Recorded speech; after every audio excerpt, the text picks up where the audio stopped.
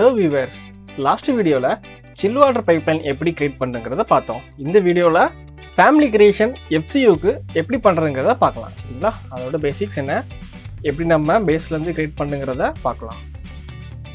So basics tools இருக்குது family create பண்ணுறதுக்கு. So அதை எப்படி பண்ணுறதுங்கிறத பார்க்கலாம். சரிங்களா, ஸோ அதுக்காக செப்பரேட் டெம்ப்ளேட் நம்ம கிரியேட் பண்ணணும். சரிங்களா, வீட்டில் எல்லாமே ஃபேமிலிஸ் தான். ஸோ ஃபேமிலிஸ் க்ரியேட் பண்ணால் மட்டும்தான் ஒவ்வொரு ஃபேமிலிஸுமே நம்ம இம்போர்ட் பண்ணி ஒர்க் பண்ண முடியும். சரிங்களா,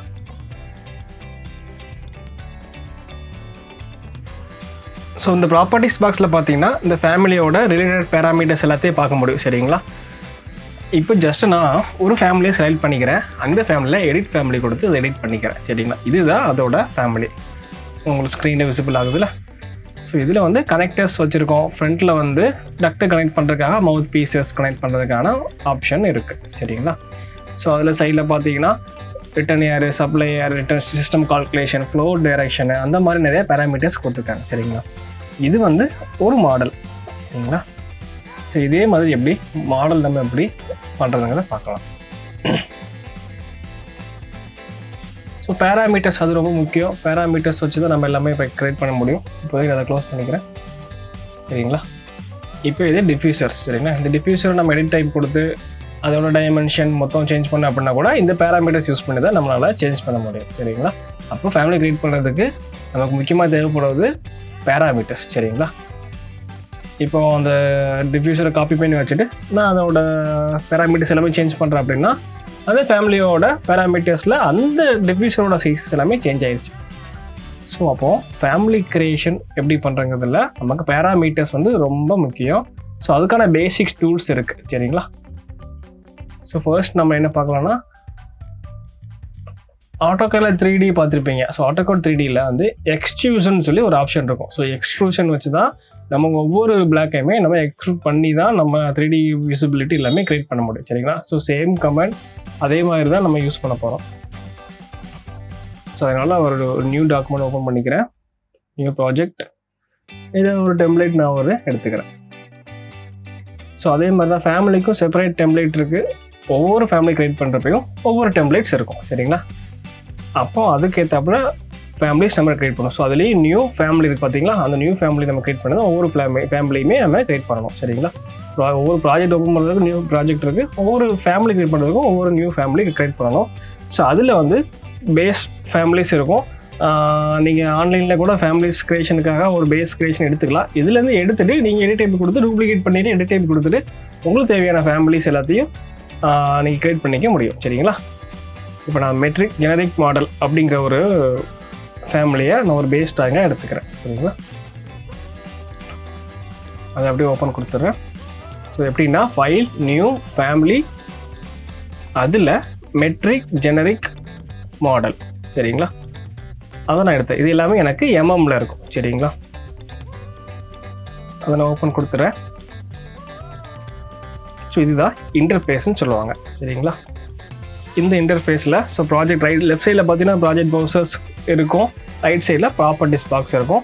நம்மளோட ஒர்க் ஸ்பேஸ் வந்து சென்டரில் இருக்குது. சரிங்களா, ஸோ அது பார்க்குறோம். மேலே பார்த்தீங்கன்னா நமக்கு டூல்ஸோட மாடலிங் டூல்ஸ் தேவையான எல்லாமே இருக்குது. So extrusion, blend, revolve, sweep எல்லாமே இருக்குது. சரிங்களா, ஸோ இந்த டூல்ஸ் யூஸ் பண்ணி தான் நம்ம ஃபேமிலி க்ரியேட் பண்ண போகிறோம். ஸோ இன்சர்ட் இருக்குது, அனோடேட் இருக்குது, வியூ இருக்குது. ஸோ அனோடேட்டில் ஹேட்ச் பண்ணணும், இல்லை சிம்பிள் ஏதாவது இன்க்ளூட் பண்ணணும், அந்த மாதிரி விஷயங்கள் எல்லாமே நம்ம இதில் பண்ண முடியும். ஸோ மேனேஜில் ஆடியன்ஸ்லாம் மாடிஃபை இது பண்ணால் கூட மாடிஃபை டூல்ஸ் இருக்கும். அந்த டூல்ஸ் யூஸ் பண்ணி நம்ம க்ரியேட் பண்ண எல்லாத்தையுமே நம்ம மாடிஃபைஸ் பண்ண முடியும். சரிங்களா, நம்ம அலைன் பண்ணணும், ரொட்டேட் பண்ணணும், அந்த மாதிரி விஷயங்கள் எல்லாமே நம்ம மாடிஃபை டூல்ஸ்லாம் பண்ண முடியும். சரிங்களா, இப்போ நான் எக்ஸ்ட்ரூஷன் எடுத்துக்கிறேன். ஸோ எக்ஸ்ட்ரூஷன் வந்து எப்படி பண்ணுறேங்கன்னு சொல்லிட்டு தரேன்.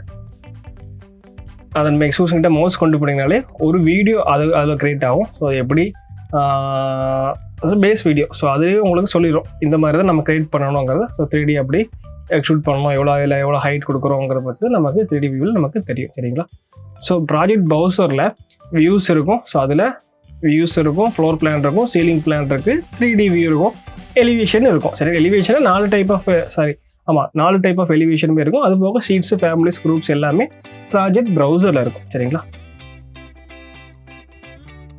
இந்த ப்ளஸ் பார்த்தீங்கன்னா இதை நமக்கு ரெஃபரன்ஸ் பிளேன்னு சொல்லுவாங்க. சரிங்களா, ஒவ்வொரு ஃபேமிலி கிரியேட் பண்ணுறப்ப ஒவ்வொரு ரெஃபரன்ஸ் பிளேனில் தான் நம்ம வரையணும். இப்போ ஜீரோ லெவலில் ஒரு பிளேன் இருக்குது, அதுக்கு மேலே ஏதாவது ஒன்று க்ரியேட் பண்ணணும். ஸோ சப்போஸ் இப்போ இந்த பைப்லைன் நமக்கு பேஸ் பாயிண்ட்லேருந்து ஒரு 150 mm இல்லை 200 mm ஹைட்டில் இருக்குது அப்படின்னா அதுக்கு நம்ம ஒரு ரெஃபரன்ஸ் பிளேன் க்ரியேட் பண்ணிவிட்டு அங்கே தான் நம்ம வரையணும். சரிங்களா? அது எப்படி பண்ணுறதுன்னு பார்க்கலாம். ஸோ ஸ்டெப் பை ஸ்டெப்பாக பார்க்கலாம். நான் ஒரு எக்ஸ்ட்ரூஷன் எடுத்துக்கிறேன். ஸோ எக்ஸ்ட்ரூஷன் எடுத்துகிட்டு மாடிஃபை கிரியேட் எக்ஸிக்யூஷனில் வந்துடும். ஸோ அதில் வந்து ஏதாவது ஒரு டூல் இப்போ சென்டர் பிரேக் பண்ணி ஒரு சர்க்கிள் எடுத்துக்கிறேன். சரிங்களா? அதில் ரேடியஸ் இருக்குது. ரேடியஸ் நமக்கு தேவையான ரேடியஸ் 750 அந்த மாதிரி நான் இதை கொடுத்துக்கிறேன். ஸோ அதோட கம்மி பண்ணால் கூட நம்ம கம்மி பண்ணிக்கலாம். 500 கூட கொடுத்து நான் பண்ணிக்கிறேன். சரிங்களா? ஸோ அதுக்கப்புறம் ப்ராப்பர்ட்டிஸில் பார்த்தீங்கன்னா எக்ஸ்ட்ரூஷன் எண்டுன்னு ஒன்று இருக்கும், எக்ஸ்ட்ரூஷன் ஸ்டார்ட்னு ஒன்று இருக்கும். சரிங்களா?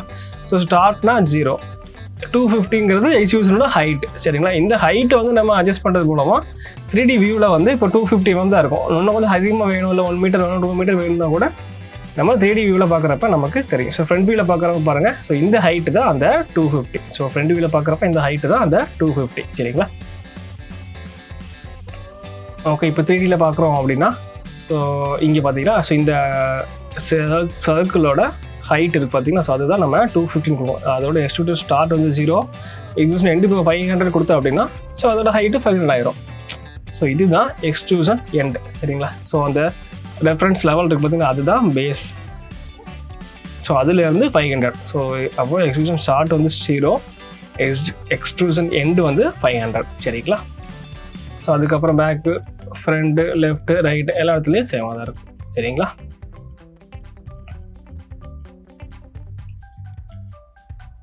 ஸோ இன்னொரு கூட சொல்கிறேன்.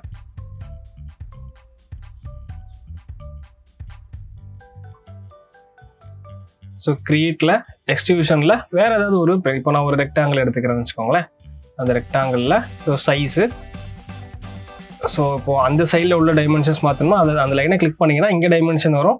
ஸோ இங்கே நீங்கள் சைஸஸ் அட்ஜஸ்ட் பண்ணிங்கன்னா ஆல்டர்னேட் தான் செலக்ட் பண்ணுற மாதிரி இருக்கும். ஸோ நீங்கள் அங்கே செலக்ட் பண்ணிங்கன்னா அதோட டைமென்ஷன்ஸ் இங்கே வரும், நீங்கள் இங்கே எடிட் பண்ணிங்கன்னா தான் அங்கே மாறும்.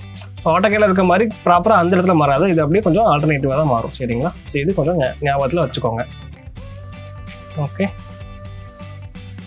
இப்போ நான் சென்டர் லைன் எப்படி இருக்குன்னு பாருங்கள்.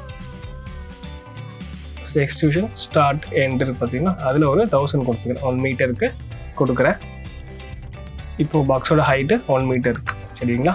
3Dயில் பார்த்தீங்கன்னா உங்களுக்கு தெரியும். ஸோ இதோட ஹைட்டு 1 மீட்டர். ஓகே, ஸோ இப்போ இந்த ஆப்ஜெக்டை செலக்ட் பண்ணிவிட்டு எக்ஸ்ட்ரூஷன் ஸ்டார்ட் இருக்குது பார்த்தீங்களா? ஸோ அதை வந்து சேஞ்ச் பண்ணால் கூட இப்போ ஒரு 100 சேஞ்ச் பண்ணேன் அப்படின்னா ரெஃபரன்ஸ் பிளேன்லேருந்து அந்த ஹைட்டில் ஒரு 100 mm ஹைட்டில் போயிடும். சரிங்களா? அதுலேருந்து ஸ்டார்ட் ஆகி 1 மீட்டருக்கு போயிடும். சரிங்களா? 1100. சரிங்களா?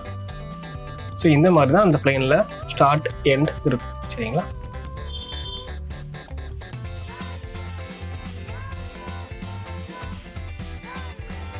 இப்போ நம்ம ஆப்ஜெக்ட் இருக்குது, நம்ம ஒரு ஆப்ஜெக்ட் வந்து ஒரு 100 mm ஹைட்டில் வைக்கணும்னா இந்த மாதிரி தான் வைக்க முடியும். ஸோ ரெஃபரன்ஸ் பிளேன் 0, அதுக்கு மேலே அதாவது சைடில் ஆப்ஷன் இருக்கணும். இப்போ பைப்லைன் எல்லாமே நான் சொன்னேன்ல ஒரு 150 mm 200 mm அந்த ஹைட்டில் தான் இருக்கும். அந்த மாதிரி விஷயமே நம்ம ஸ்டார்ட் டைப் வந்து என்ன ஹைட்டில் இருக்கோ அதை நம்ம கொடுத்து பண்ணணும். ஸோ சர்க்கிள் வச்சுக்கிறேன். இப்போது இந்த சென்டரில் மட்டும் எனக்கு எக்ஸ்ட்ரூஷன் ஆகணும் அப்படின்னா கூட நான் 2 ஆப்ஜெக்ட் செலக்ட் பண்ணி அப்படி கொடுத்தேன் அப்படின்னா எனக்கு எக்ஸ்ட்ரூஷன் ஆயிரும். ஏன்னா இது 2க்கு இடையில எப்படி கிரியேட் ஆகுது அப்படின்னா கூட உங்களுக்கு டவுட்ஸ் இருக்கும். ஸோ ரெண்டுமே எனக்கு க்ளோஸ் ஆகிடுச்சு. நான் 2 சர்க்கிள் பண்ணிவிட்டேன், அதோட 2 பேராமீட்டர்ஸுமே க்ளோஸ் ஆகிடுச்சு. ஸோ அதனால அதுக்கு இடையில வருது. ஓகே, சாலிட் பிளாக்ஸாக வரல. சென்ட்ரல் பிளேன் வந்து உங்களுக்கு எம்டியாக தான் இருக்குது. அதில் ஒரு குரூவ் மாதிரி எடுத்து காட்டுறேன். ஸோ இப்போ பாருங்கள், இப்போ இது க்ளோஸ்டாக இருக்கா. இப்போ நான் இதை ஓப்பன் பண்ணிட்டேன் அப்படின்னா எனக்கு அந்த இப்போ நான் வரைஞ்ச ரெக்டாங்கிள் இருக்குது பார்த்தீங்கன்னா, ஸோ அதுவும் சேர்ந்து நமக்கு க்ளோஸ்டாக வரும். ஒன்லி க்ளோஸ்ட் ஏரியா மட்டும்தான் எக்ஸ்ட்ரூஷன் ஆகும், ஓப்பன் ஏரியா எக்ஸ்ட்ரூஷன் ஆகாது. ஓகே, இது கொஞ்சம் உங்களுக்கு கிளியராக இருக்கும். ஸோ திருப்பி ஒரு ஸ்கெட்ச் பண்ணுற பாருங்கள். எக்ஸாம்பிளுக்கு சர்க்கிள் வச்சுக்கிறேன். அதோட எக்ஸ்ட்ரூஷன் ஸ்டார்ட் 1000. ஓகே, திருப்பி பார்த்தீங்கன்னா உங்களுக்கு இந்த சிலிண்டருக்கு மேலே இன்னொரு சிலிண்டர் நம்ம வரையணும் அப்படின்னு வச்சுக்கோங்களேன். இப்போ அதுக்கு ரெஃபரன்ஸ் பண்ணல கிரியேட்டில் எக்ஸ்ட்ரூஷன் போயிட்டு நான் சேவ் இன்னொரு சர்க்கிள் கொடுத்து அது வரைகிறேன். ஸோ இந்த சர்க்கிள் பார்த்தீங்கன்னா ஸ்டார்ட் பாயிண்ட் 0வில் தான் இருக்குது அண்ட் எண்டு பாயிண்ட் சேம் அதே 1000 வைக்கிறேன். இப்போ 3Dயில் பார்க்குறப்ப எனக்கு ரெண்டுமே சேம் லெவலில் தான் இருக்கும். ஸோ அங்கே மாதிரி கட் ஆகி தெரியாது. சரிங்களா? இப்போ உங்களுக்கு டவுட் இருக்கும். ஸோ ப்ரீவியஸாக நான் வரைகிறப்ப எனக்கு சென்டரில் கட் ஆச்சு, இப்போ வரைகிறப்ப உங்களுக்கு சென்டரில் கட் ஆகலை, இந்த ஷேப்புக்கு உள்ளேயே வந்திருக்கேன்னு. ஸோ அதில் நான் என்ன பண்ணியிருக்கேன் அப்படின்னா, நான் ஒரு சர்க்கிள் வரைஞ்சிருக்கேன், வரைஞ்சிட்டு 2வது சர்க்கிள் வரைஞ்சிட்டு நான் அதை ஓகே கொடுத்துட்டேன். ஸோ ஓகே கொடுத்துறப்ப எனக்கு வந்து சென்டரில் எனக்கு எம்டியாக தெரிஞ்சுது. சரிங்களா? அது எப்படி வரும்னு பார்க்குறேன். இப்போ நான் அதை க்ரியேட் பண்ணிட்டு ரெண்டையுமே ஒரே பிளேனில் வந்துட்டு ஓகே கொடுத்துட்டேன். சரிங்களா? ஸோ அப்போது அதோட ஃபேமிலி கிரியேஷன் கம்ப்ளீட் ஆயிடுச்சு. ஸோ அதனால அது இன்சைடில் ஹோல் உங்களுக்கு தெரிஞ்சுது. ஸோ இந்த தடவை நான் வரைகிறப்ப நான் ரெண்டையுமே ஒரு பிளேன் வரைஞ்சிட்டு அண்ட் தென் அதே பிளேனில் திருப்பியும் ஓகே கொடுக்காம நான் சேம் சர்க்கிள் வரைகிறேன். ஸோ அப்போது ரெண்டோட லெவலுமே சேமாக இருக்கிறதுனால எனக்கு இந்த சர்க்கிள்குள்ளே அந்த சர்க்கிள் தெரியுது. புரிஞ்சுதா? ஃப்ரண்ட் வியூவில் பார்த்தா கூட உங்களுக்கு தெரியும். சரிங்களா? இப்போ இதோட ஹைட் எனக்கு பேஸ் ஹைட்டு அதோட ஹைட் பண்ணணும் அப்படின்னா கூட இங்கே ஸ்டார்ட் பிளேன் அட்ஜஸ்ட் பண்ண மூலமாக பண்ண முடியும். சரிங்களா? இப்போ உள்ள ஆப்ஜெக்டை செலக்ட் பண்ணிவிட்டு அதோட பேஸ் பிளேன் எனக்கு சேஞ்ச் பண்ணோன்னா எடிட் ஒர்க் பிளேன் அதை கிளிக் பண்ணிக்கிறேன். அப்போ ஒரு விண்டோ வரும், ஒர்க் பிளேனோட விண்டோ வரும். ஸோ அதில் பிக்கப் பிளேன் கொடுத்து ஓகே கொடுத்துறேன். அப்போ அதில் நமக்கு எந்த பிளேனில் நமக்கு பேஸ்ட் ஆகணும் அந்த பிளேன் கொடுக்கலாம். இப்போ நான் டாப் பிளேயர் கொடுத்துக்கிறேன். டாப் பிளேன் கொடுத்தோம்னா எனக்கு ஸ்டார்டிங் பிளேன் வந்து 0ல் இருந்தது வந்து இந்த பிளேனுக்கு மேலே வந்துடுச்சு. புரிஞ்சா? ஸோ இப்போ அதே இது நான் ஒயர் ஃப்ரேமில் பார்க்குறோம் அப்படின்னா கூட திருப்பி உங்களுக்கு கன்ஃபியூஷன் ஆச்சா நான் திருப்பி கூட சொல்கிறேன். ஸோ நான் ஒரு எக்ஸ்டிபியூஷனில் ஒரு கியூப் வரைகிறேன் வச்சுக்கோங்களேன். அந்த கியூபோட ஹைட்டு விட்டு அட்ஜஸ்ட் பண்ணிக்கிறேன். ஸோ 600x600க்கு ஒரு கியூப் வரைகிறேன். ஹைட்டும் 600 வச்சுக்கிறேன். ஓகே. ஸோ அதை நான் கரெக்டாக சென்டர் பாயிண்ட் எடுத்து வச்சுக்கிறேன். செலக்ட் பண்ணிவிட்டு ஸோ சென்டர் கிட்ட போனோன்னு நமக்கு மவுஸ் பாயிண்டில் ஒரு ஆரோ தெரியும், அதை மூவ் பண்ணி அப்படி வச்சுக்கலாம். இப்போ நான் ஒரு ரெக்டாங்கிள் வரைஞ்சிட்டேன். சரி, ஒரு கியூப் வரைஞ்சாச்சு. இந்த கியூபுக்கு மேலே உள்ள பிளேனில் நம்ம இப்போ இன்னொரு கியூப் வரையணும், நல்லா சர்க்கிள் வரையணும் அப்படின்னா கூட அந்த பேஸ் பிளேன் இருக்குது பார்த்தீங்களா? ஸோ அது வந்து நம்ம கரெக்ட் பண்ணணும். ஸோ கிரியேட்டில் ஷோன்னு ஒரு ஆப்ஷன் இருக்குது பார்த்தீங்களா? இந்த ஷோ ஆப்ஷனில் அதை கிளிக் பண்ணுறேன். இப்போ இதுதான் நமக்கு ஒர்க் பிளேன். சரிங்களா? இதுதான் பேஸ் பிளேன். ஸோ ஷோக்கு வந்து இதுதான் பேஸ் பிளேன். இது என்ன பிளேன் இப்போ நம்ம வரைஞ்சாலுமே என்ன ஆப்ஜெக்ட் இருந்தாலும் இந்த பிளேனில் தான் நமக்கு ஸ்டார்ட் ஆகும். சரிங்களா? எனக்கு இனிமேல் ஸ்கெட்ச் பண்ணுறது எனக்கு இந்த கியூபுக்கு மேலே வரணும். ஸோ அப்படின்னா சரிங்களா, இந்த ஃபேஸில் நமக்கு ஸ்கெட்ச் ஆகணும். சேம் எக்ஸ்ட்ரூஷன் எடுக்கிறப்ப செட் ஒர்க் பிளேன் இருக்குங்களா, அதை நான் கிளிக் பண்ணி பிக்கப் பிளேன் கொடுத்துட்டு கியூபோட டாப் கொடுத்துக்கிறேன். இப்போ உங்களுக்கு சைடில் வேணுன்னா நீங்கள் சைடில் உள்ள பிளேனை கொடுக்கலாம். சரிங்களா? அந்த பிளேனில் கிளிக் பண்ணி வரைகிறப்ப ஸோ நீங்கள் வரைகிற எல்லாமே சைடு பிளேனில் உங்களுக்கு ட்ராவ் ஆகும். இப்போ நான் டாப் பிளேனில் கொடுத்துக்கிறேன். இப்போ நான் ரெஃபரன்ஸ் லெவல் போயிட்டு இன்னொரு ஆப்ஜெக்ட் வரைகிறேன், இப்போ சர்க்கிள் வரைகிறேன், அதை க்ளோஸ் கொடுத்துறேன். அதுக்கு மேலே வரும். சரிங்களா? புரிஞ்சுதுன்னு நினைக்கிறேன். ஸோ ஸ்டார்ட் வந்து 0, எண்டு வந்து 600. சரிங்களா? இப்போ ஸ்ட்ரெச் பண்ணிக்கலாம், ஹைட் கம்மி பண்ண கூட்டணும், அந்த மாதிரி எல்லா விஷயங்களும் பண்ணிக்க முடியும். ஏன்னா நான் பேஸ் பிளேன் வந்து இந்த கியூபுக்கு மேலே தான் நான் வரைகிறதுக்கு மாதிரி செட் பண்ணி கொடுத்துருக்கேன். சரிங்களா? ஸோ இந்த அப்படி மிரர் பண்ணிக்கலாம், இல்லை காப்பி பண்ணி வச்சுக்கலாம், இல்லை ரொட்டேட் பண்ணி வச்சுக்கலாம். ஸோ இந்த மாதிரி எல்லாமே இப்போ நம்ம வரைகிற எல்லாமே நம்ம ரெஃபரன்ஸ் பிளேன் ஒன்று 2ஆவதாக கொடுத்தால அந்த பிளேனில் தான் நமக்கு ஷோ ஆகும். ஓகே. ஸோ கியூபோட ஹைட் சேஞ்ச் பண்ணோம் அப்படின்னா கூட நம்ம மேனுவலாக கூட பண்ணிக்க முடியும். சரிங்களா? இது உங்களுக்கு புரிஞ்சிருக்கும்னு நினைக்கிறேன்.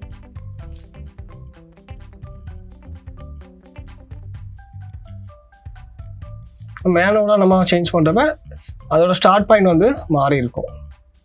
சரிங்களா? எக்ஸிபிஷன் ஸ்டார்டிங் பாயிண்ட் 250 வந்துடும். சரிங்களா? இந்த மாதிரி மேனுவலாக மாற்ற முடியும். நம்ம ஆரோ கிளிக் பண்ணி டேரெக்டாக 3Dல கிளிக் பண்ணி மாற்ற முடியும். சரிங்களா?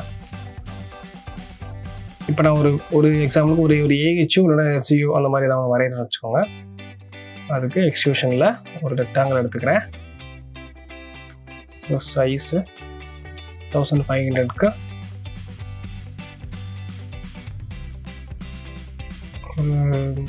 850 அந்த ரேஞ்ச் கொடுக்குன்னு வச்சுக்கோங்களேன். ஸோ இதில் சென்டர் பாயிண்ட் எடுத்து வச்சுக்கிறேன்.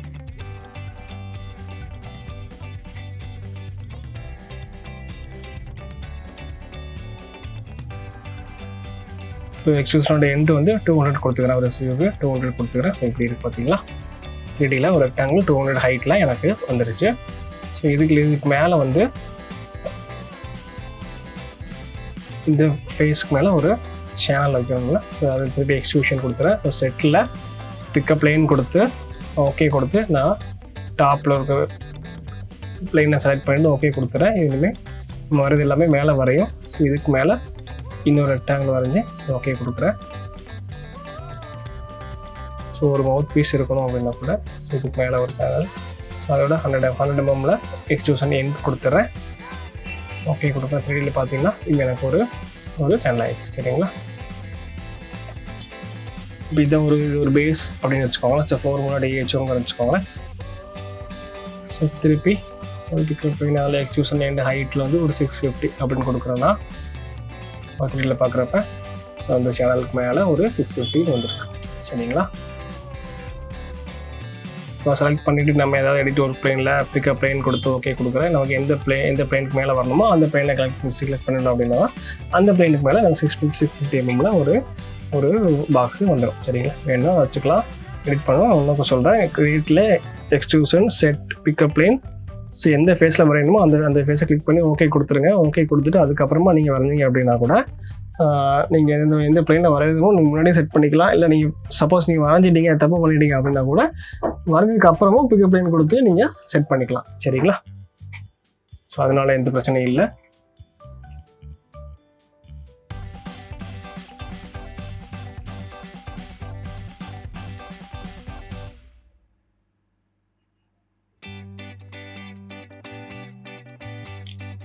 ஓகே, இப்போ இது எப்படி பண்ணாங்க உங்களுக்கு புரிஞ்சிருக்கும். So pick up plane base plane வந்து ப்ராப்பராக வச்சு வரைஞ்சால் தான் உங்களுக்கு என்னென்ன ஹைட்டில் வரையணுமோ அது எல்லாமே செப்பரேட் ப்ளேனில் வரைய முடியும். ஓகே,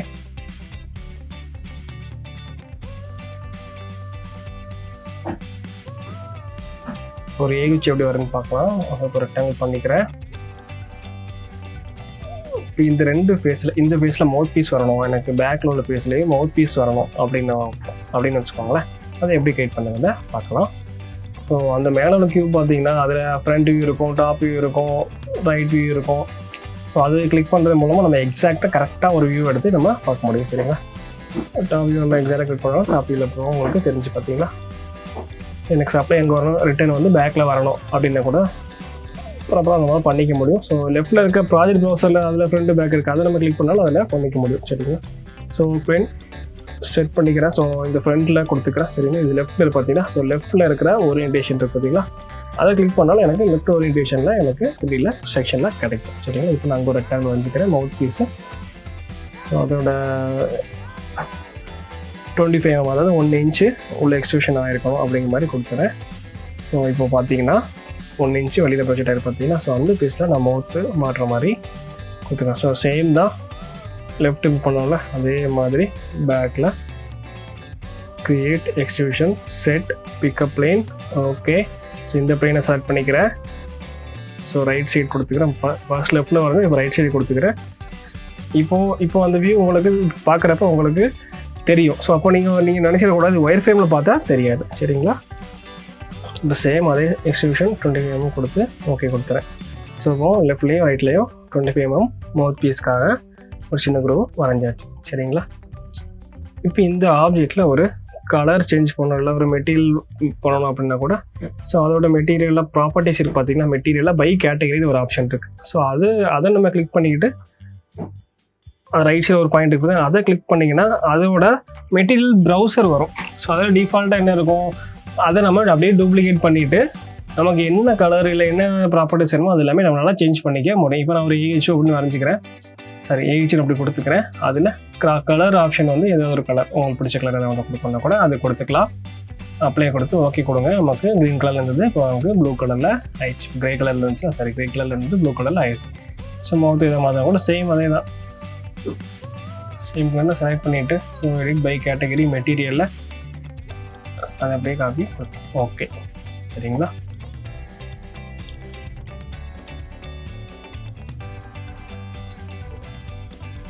இப்போ என்ன ஃபேமிலி கிரியேட் பண்ணாலும் அந்த ஃபேமிலியோட ஒரு கேட்டகரிஸ் நம்ம செட் பண்ணணும். சரிங்களா? இப்போ நம்ம ஏஹெச்னு சொல்லி ஒன்று சும்மா வரைஞ்சி பார்த்தோம். ஸோ அது கிரியேட் பக்கத்தில் வந்து ஃபேமிலி கேட்டகரி அண்ட் பேராமீட்டர்ஸ் ஒரு ஆப்ஷன் இருக்குது பார்த்தீங்களா. ஸோ அதில் ஃபில்டர் லிஸ்ட் இருக்குது பார்த்தீங்கன்னா. ஸோ அதில் வந்து எலக்ட்ரிக்கல் இருக்கும், மெட்டீரியல், மெக்கானிக்கல் இருக்கும், ஆர்கிடெக்ட் இருக்கும், ஸ்ட்ரக்சர் இருக்கும். நீங்கள் என்ன ரிலேட்டடாக நீங்கள் வரைகிறீங்களோ அந்த கேட்டகரியை ஃபஸ்ட்டு செலக்ட் பண்ணிடுங்க. ஸோ ஃபேமிலிகேஷன் கேட்டகரியிலே அண்ட் பேராமீட்டர்ஸில் மெக்கானிக்கல் எக்யூப்மெண்ட்ஸ் நம்ம வரைய போகிறோம்னா ஸோ அதை நீங்கள் ஃபஸ்ட் கிளிக் பண்ணிவிட்டு அதுக்கப்புறமா வரைஞ்சிங்கன்னா நீங்கள் செலக்ட் பண்ணுறப்ப மெக்கானிக்கல் கேட்டகரி உங்களுக்கு ஃபில்டர் பண்ணுறப்ப ரொம்பவே யூஸ்ஃபுல்லாக இருக்கும். சரிங்களா? எல்லா ஏஹெச்யூஸ், எஃப்சியூஸ் எல்லாமே மெக்கானிக்கல் எக்யூப்மெண்ட் லிஸ்ட்டில் தான் வரும். அந்த லிஸ்ட்டில் தான் நம்ம வரைஞ்சோம்னா ஃபில்டர் பண்ணுறப்ப செப்பரேட்டாக எடுத்துக்க முடியும். ஸோ மற்ற நேரம் நீங்கள் பண்ணுறப்ப சப்போஸ் நீங்கள் டாக்டர் ஆக்சசரிஸ் இதில் நீங்கள் பண்ணிட்டீங்க, இல்லை மெக்கானிக்கலில் வேறு ஏதாவது அதில் க்ரியேட் பண்ணிட்டீங்க அப்படின்னா ஃபில்டர் பண்ணுறப்ப உங்கள் எக்யூப்மெண்ட்ஸ் எல்லாமே அந்த இதில் தான் உங்களுக்கு ஃபில்டர் ஆகும். ஸோ நார்மலாக நீங்கள் எக்யூப்மெண்ட் ஃபில்டர் பண்ணுறப்ப பாதி உங்களுக்கு பிரேக்கப் ஆகிடும். ஸோ அந்த தப்பை பண்ணிடாதீங்க. நீங்கள் ப்ராப்பராக ஃபில்டர் கேட்டகரி வந்து கரெக்டாக கொடுக்கணும். சரிங்களா? ஓகே, இந்த வீடியோ உங்களுக்கு யூஸ்ஃபுல்லாக இருந்திருக்கு நம்புகிறேன். ஸோ நெக்ஸ்ட் வீடியோவில் இன்னும் கொஞ்சம் டீட்டெயிலாக பார்க்கலாம்.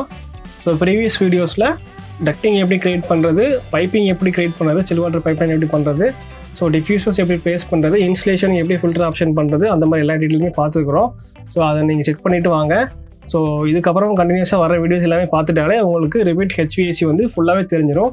நீங்கள் செப்பரேட்டாக நீங்கள் கோர்ஸ் கட்டி கோர்ஸுக்கு பேமெண்ட் பண்ணி நீங்கள் கற்றுக்கிறத விட இது கொஞ்சம் உங்களுக்கு இம்ப்ரூவ்மான பெட்டராகவே தெரியும். நீங்கள் எது டவுட்ஸ்னால் கமெண்ட் செக்ஷனில் கமெண்ட் பண்ணுங்கள். தேங்க்யூ.